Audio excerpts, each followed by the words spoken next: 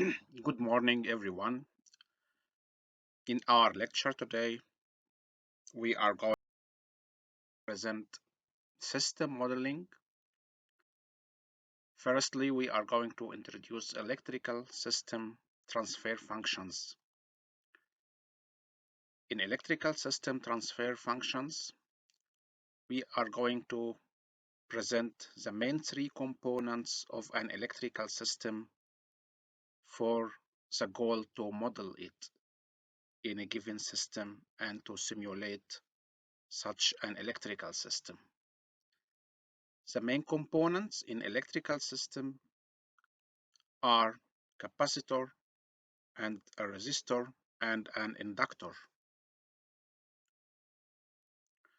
Each of these components can be simply modeled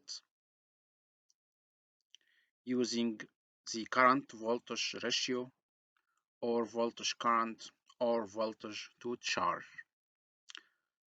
The modeling of these elements can be represented using the differential equation.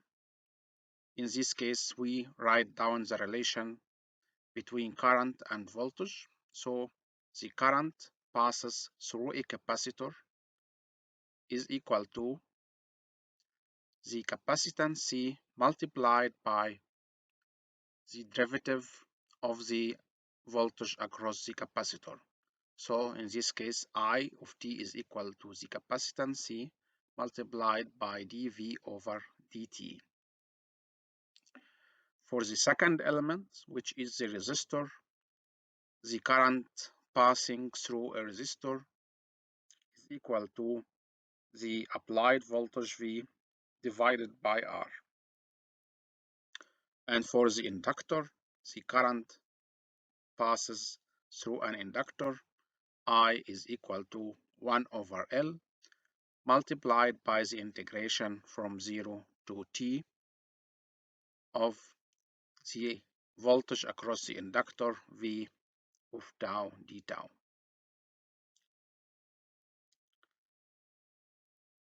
In order to express the voltages applied on these elements, so we simply manipulate in this equation to find out the applied voltage.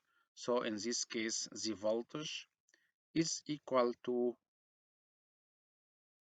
1 over C multiplied by the integration of the current passing through the capacitor I of t.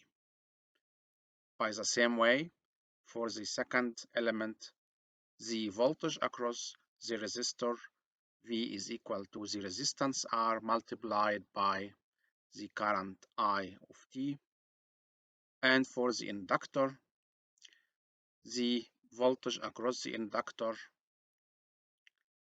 is equal to the inductance L multiplied by the derivative of the current I, di over dt.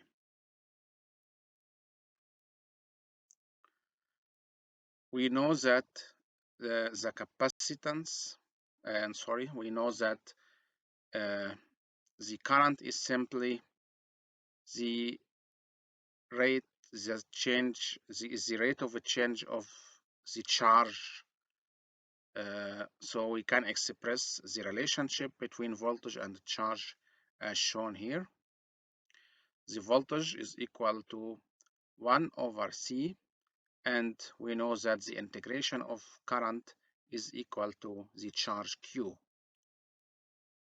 For the resistor, V is equal to R multiplied by I, and I is simply the rate of a change of charge. So V is equal to R multiplied by dQ over dt. For the inductor, V is equal to L, and di by dt is equal to t square q over dt square, which is the second derivative of the charge. So from this table, we can simply model any of these elements throughout the shown equations which describes the dynamic of uh, the both the voltage and the current variables throughout these equations. Let's have an example for an electrical system. This electrical system is simply an RLC circuit, and we need to find the transfer function relating the capacitor voltage, which is Vc, to the input voltage Vt. So we simply write down the differential equation describing the voltages across all these elements.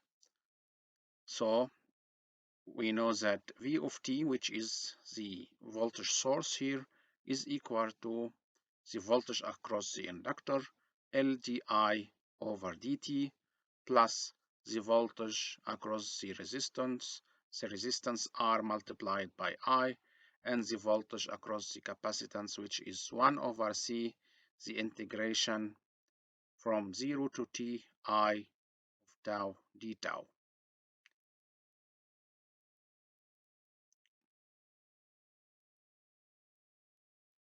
So in order to obtain this Vc, we are going to change the expressions here. Instead of I, we use the expression of Q, of the charge in this case. So we simply substitute in the first differential equation. Instead of I, we use dq over dt. So the voltage V is equal to, in this case, L d square dq over dt square plus R multiplied by dq over dt plus 1 over C multiplied by Q. And from the table, we know that the charge is equal to the capacitance C multiplied by Vc. So the voltage in this case will be equal to LC d square Vc over dt square plus RC dVc over dt plus 1 over CC Vc. So we have a differential equation that relates the supply voltage V of t and with the voltage across the capacitor Vc here. By this way, we can use Laplace transform. The next slide, we take Laplace transform. So we simply convert the previous differential equation into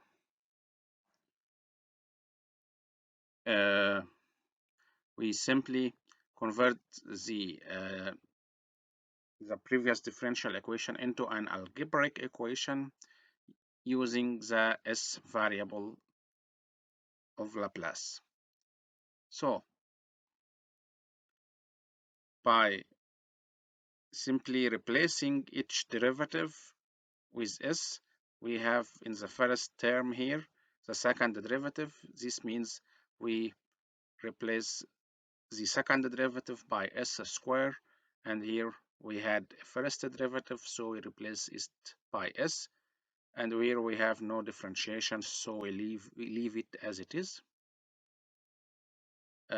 We take the Vc as a common factor, and at the end we divide Vc over V to obtain this transfer function, which is a function of the shown circuit parameters L, C, and R. The corresponding block diagram for this transfer function is simply this block, which represents the system dynamics, and on the left comes the input V, of S, which is the supply voltage, and as an output comes out VC of S, which is the voltage across the capacitor. Let's have another example. We have here a circuit consists of two loops. In the first loop, we have a resistor and an inductor. In the second loop, we have this common inductor. Between the first and the second loop, we have the resistor and a capacitor C. So we simply write down the differential equations describing the voltages in each loop independently.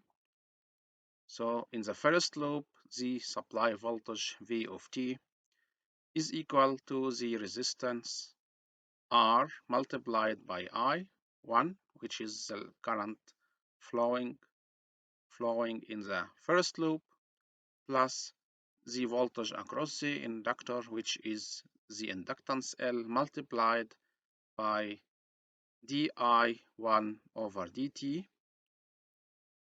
Don't forget, this inductance is placed common in the first and the second loop. So the total current passing through this inductance is simply I1 minus I2. So we have to consider the current passing in the second loop. So in this case, we subtract here the effect, the voltage across the inductance coming from the second loop. So in this case is minus L di2 over dt. This is the equation describing the voltages in the first loop. So let's come to the second loop. We have no voltage source, so 0 is equal to L di2 over dt plus R2 multiplied by I2 plus the voltage on the capacitance C. So it is equal to 1 over C multiplied by the integration from 0 to t I2 of t minus the effect of the voltage from the first loop, which is L di1 over dt.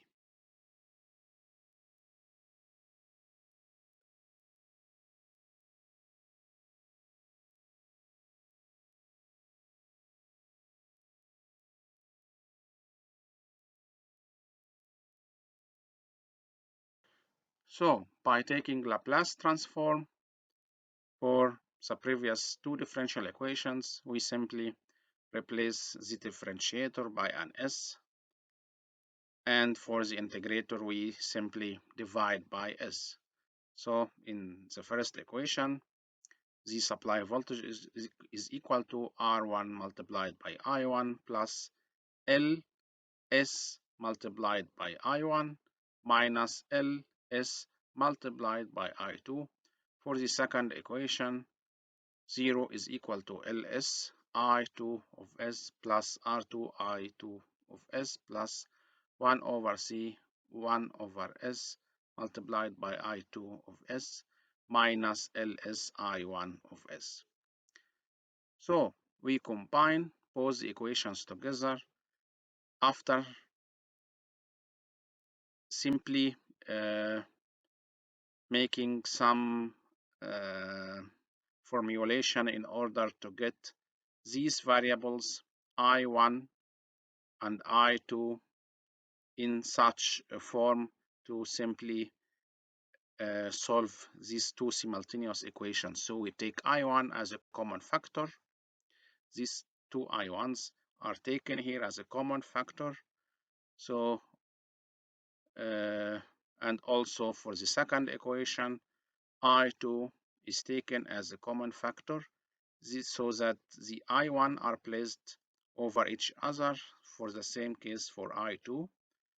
And by this way, it will be very simple to solve these two simultaneous equations using the Cramer's rule. The Cramer's rule, in the denominator, we put the delta, which is the determinant of all the coefficients of the shown unknown variables, which are I1 and I2. The coefficients of I1 in equation 1 is R1 plus LS, and the coefficient of I1 in the determinant is minus LS, and here is minus LS for I2 in the second column, and here is LS plus R2 plus 1 over CS in the second column. So in the numerator, we simply replace, if we are looking if we are going to find the value of the second variable I2, we simply replace the coefficients of the second column by the coefficients of I2 in both two equations. So simply get rid of these coefficients, and instead of, we put the values of the left hand side, which is Vs, Vs, and Vs, and 0 and 0.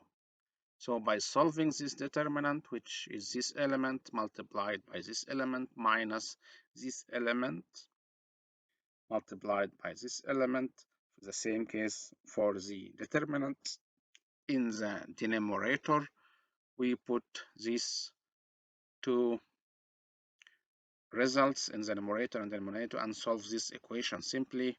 I2 as a function V of S, and after some algebraic manipulation, we can simply introduce our transfer function by dividing by I2 over V of S. We got this equation here that represents the transfer function, and of course the corresponding block diagram, we put this transfer function in this block. This represents the system dynamics of this circuit. After applying the voltage V of S as an input, the output response will be, in our case here, is I2 of S, which is the current in the second loop. In the next section, we introduce the operational amplifier. The operational amplifier has many applications in engineering, especially for mechatronics engineers. We have many functions. We can put this component, this electronic amplifier, for many functions, as we can use it as a differential amplifier in which we have two inputs and we can simply subtract both the inputs from each other in order to obtain a result. Also, this amplifier can be used as a gain, which is very useful for control engineering applications. The same unit, the same device here, can be used also as an integrator or as a differentiator, which is very important in order to compensate system dynamics. This is very useful also for the control engineering applications. So we have some characteristics here for this electronic amplifier, which is the differential input. We can simply subtract V1 from V2. We have also high impedance input, which shows that the input impedance is simply very high, which is equal to infinity. We have very low output impedance, which is equal to 0, and high constant gain amplification. And we will know in the next slides how to change the amplification ratios. So the output of this amplifier is simply the amplification gain A multiplied by the difference V1 minus V2. Sorry, V2 minus V1 because of the terminal here seen. So the first type of these operational amplifiers is the inverting operational amplifier. In this inverting operational amplifier, simply the positive terminal is connected to the ground. This V2 is grounded.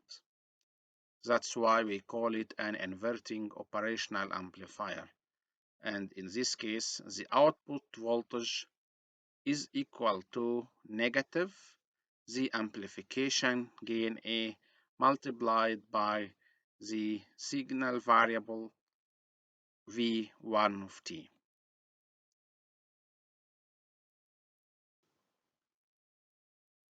So if we took this operational amplifier,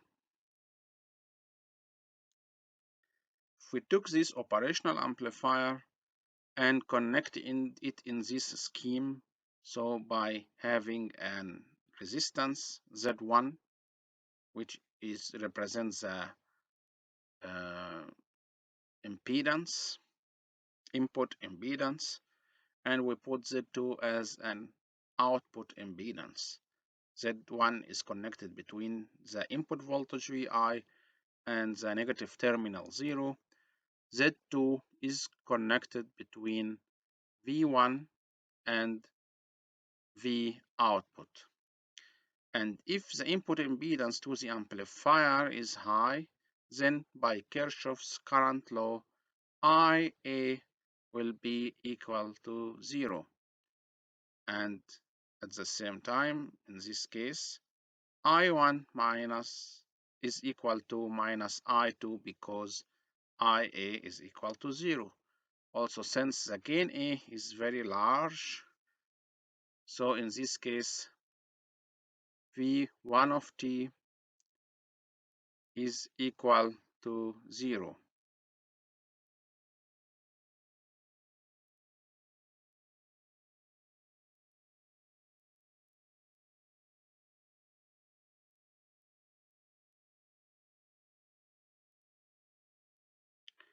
Thus, I1 is equal to Vi divided by Z1, and minus I2 is equal to V output over Z2.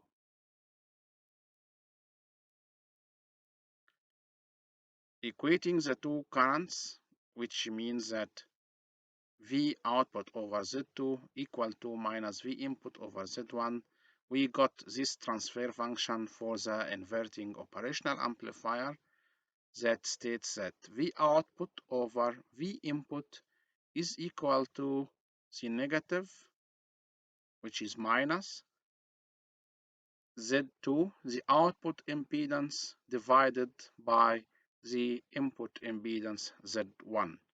So this represents the amplification ratio for the operational amplifier. So V output over V input is equal to minus Z2 over Z1. Let's have an example here. We have an operational amplifier according to this connection, as the positive is connected to the ground. So this is an inverting operational amplifier. We have this output impedance, which consists of a resistor and a capacitor, and this is the input impedance, consists also of two parallel elements, a resistor and a capacitor. So let's find the transfer function.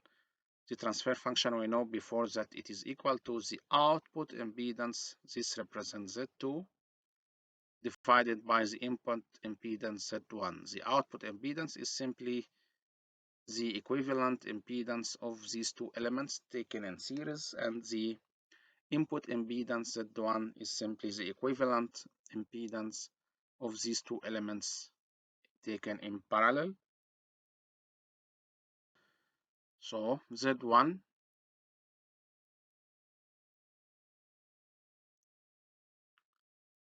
for the parallel components, here we take C multiplied by S. This is for parallel components, in order to calculate the impedance is simply the reciprocal of the sum of admittance. So we take firstly the admittance. The admittance of the capacitance is C multiplied by S, and the admittance for the resistance is 1 over R1. All these terms are,